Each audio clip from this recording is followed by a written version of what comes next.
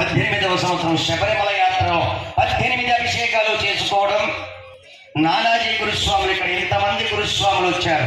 అలాగే మన కోనే రామకృష్ణ గురుస్వామి ఎంతమంది ఆశీస్సులతో ఈ అష్టాదశ అభిషేక పూజా కార్యక్రమం మన గ్రామంలో ఎంత అద్భుతంగా, ఎంతమంది జనసందోహం నడమ మీ ముందు నేను చేయించడం. మా వేద పండితులు అవధాని గారు, శ్రీనివాస శర్మ గారు, సతీష్ శర్మ గారు ఇక్కడ ఉండడం నిజంగా ఆనందదాయకం.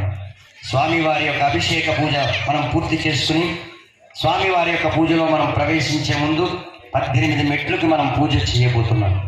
స్వామియే